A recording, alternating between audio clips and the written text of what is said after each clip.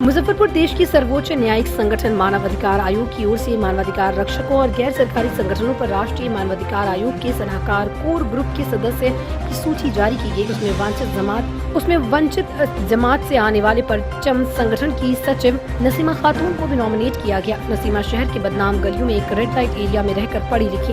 उन्होंने बताया कि वो अपने वंचित समाज के हक और अधिकार की लड़ाई अब आगे बढ़ रही है। समाज के सभी बुजुर्गों के आशीर्वाद और साथियों के प्यार व कामना से बड़ी जवाबदेही राष्ट्रीय स्तर पर मिली है। देश की सर्वोच्च न्यायिक संगठन मानवाधिकार आयोग की ओर से मानवाधिकार रक्षकों और गैर सरकारी संगठनों पर राष्ट्रीय मानवाधिकार आयोग के सलाहकार कोर ग्रुप की सदस्य के रूप में शामिल होने का मौका दिया गया। आयोग ने देश स्तर पर विभिन्न अलग अलग क्षेत्रों में काम करने वाले लोगों को लेकर एक कमेटी बनाई, जिसमें उन्हें भी स्थान दिया गया। अब आपकी आवाज देश के सबसे बड़े न्यायिक फोरम पर मजबूती के साथ उठेगी, उसका निदान भी होगा। देखिए, ये तो पहले तो बहुत बहुत धन्यवाद मानवाधिकार आयोग, नेशनल मानवाधिकार आयोग को, पूरी टीम को, क्योंकि उन्होंने ये इनिशिएटिव लिया। पहली बार कभी ऐसा मैंने नहीं देखा कि इस इलाके से मतलब रेड लाइट एरिया के किसी बंदे को प्रतिनिधित्व करने का मौका मिला, वो भी सलाहकार समिति में। तो ये पहला चांस है। अभी ये कमेटी बनाई गई है, लेकिन अभी कमेटी का मेन प्रोसेस फर्स्ट मीटिंग में होगा। तो अब जब मीटिंग वो ऑर्गेनाइज करेंगे तो उसमें में भी डिटेल पता चलेगा। समाज की जो समस्या है खासकर उसको किस तरह से आप निदान कराएंगे?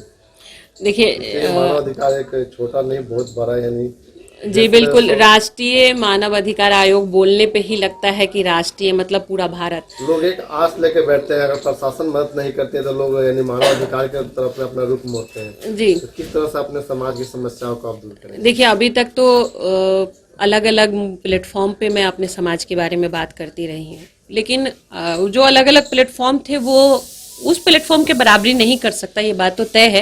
लेकिन यही छोटे छोटे प्लेटफॉर्म मिलके वो प्लेटफॉर्म तक जाता है। अब जब वहां जाने का मौका मिल रहा है और एक कमेटी का मेंबर बनने का मौका मिल रहा है, तो इंशाल्लाह मेरी पूरी कोशिश होगी कि जो बात मैं अब तक लोगों को बता रही थी वो बात मैं कायदे के साथ उनको समझा पाऊंगी। और उम्मीद है कि इंशाल्लाह कुछ नई चीज बन जाए।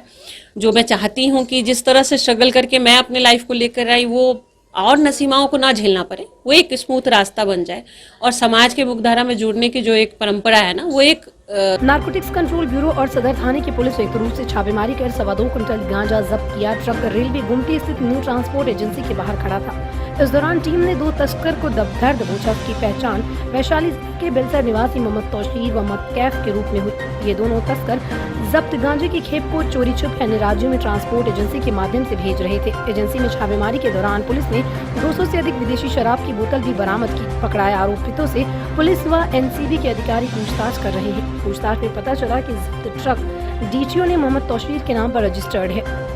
बताया कि नारकोटिक्स कंट्रोल ब्यूरो पटना क्षेत्रीय इकाई की टीम को सूचना मिली थी कि गांजा की बड़ी खेप को तस्कर अन्य राज्यों से तस्करी के फिराक में है। इसके आधार पर एनसीबी ने सदर पुलिस के सहयोग से छापेमारी कर कार्रवाई की। टीम की पूछताछ में तस्करों ने बताया कि ये खेप त्रिपुरा से मंगवाई गई थी, जिसको अन्य राज्यों में भेजा जाना था। अंतर्राष्ट्रीय बाजार में पकड़ाए गांजे की कीमत लगभग 40 लाख रुपए बताई गई।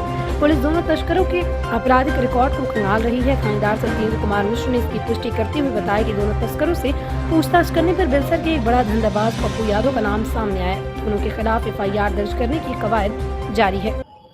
एनसीबी पटना का सूचना और हमारे बड़ी बाजी की सूचना के आधार पे दिघरा में रेड की गई थी, जहाँ पे एक ट्रक में, छोटे ट्रक में जो है गांजा पकड़ा गया है और दारू पकड़ा गया है।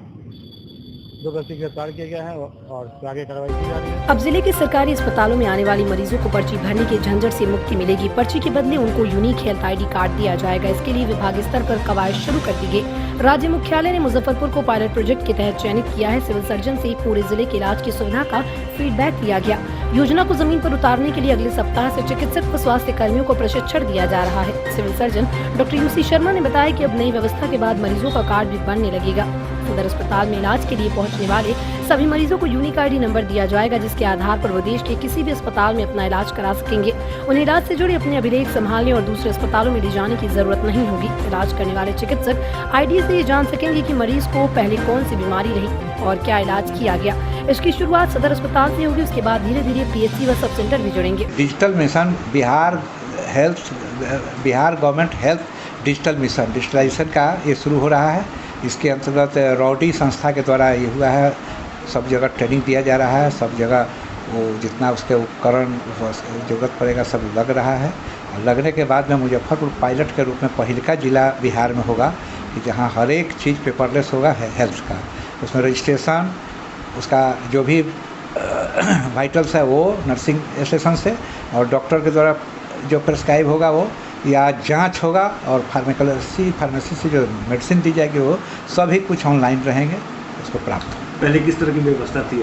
पहले केवल रजिस्ट्रेशन हमारा कंप्यूटर से होता था, बाकी जितना था वो मैनुअली होता था, और अब सब चीज़ वो हो जाएगा, डिजिटल हो जाएगा। आयुष्मान कार्ड और हेल्थ कार्ड कितना अंतर होगा दोनों में? आयुष्मान कार्ड कुछ अलग है, ये जो है आभा कर के जो है आधार बेस्ड हेल्थ का जो स्कीम है, ये जो है ये अलग चीज़ है। इसमें आभा रहेगा, आभा ले करके जैसे ही रजिस्ट्रेशन कराने जाइएगा तो वहाँ ना नाम बताना होगा, ना उम्र बताना होगा, ना एड्रेस बताना होगा, केवल आभा नंबर वहाँ डाला जाएगा रजिस्ट्रेशन काउंटर पर, तो टोटल डिटेल उसका आ जाएगा। ये सुविधा सर कहाँ से? सदर में ही? ये सदर ही नहीं, आने वाला समय में आपको एक PSC लेवल से लेकर करके सदर तक सब जगह हो जाएगा। शुरुआत हो रहा है, अभी आभा के द्वारा कंपलसरी नहीं किया गया है कि डिजिटल मिशन में रजिस्ट्रेशन होगा, अभी बिना आभा का भी होगा, जिनके पास आभा है वो आभा के द्वारा भी होगा, दोनों के द्वारा। लेकिन आने वाला समय में आभा का संख्या बढ़ेगा, करीब करीब लोगों को जिस तरह आधार कार्ड मिल गया वैसे आभा मिल जाएगा।